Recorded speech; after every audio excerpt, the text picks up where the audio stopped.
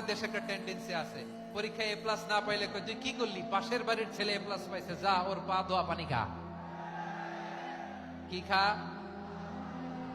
আমি ভাবছি যে পা ধোয়া, এ প্লাস পাওয়া ছেলেদের পা ধোয়া পানির একটা পানির ব্র্যান্ড বানাইতে হবে, এরকম লেখা থাকবে, এ প্লাস পাওয়া ছেলেদের পা ধোয়া পানি।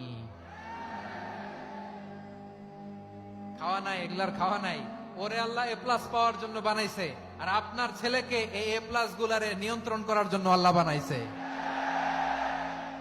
ওকে দিয়ে আল্লাহ কি করবে আপনি জানেনই না।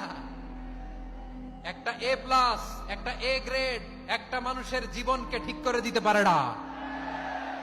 আপনার ছেলেকে আল্লাহ অন্যদিকে যোগ্যতা দিয়েছে। ওদের মনোবল ভাঙবেন না, খবরদার খবরদার।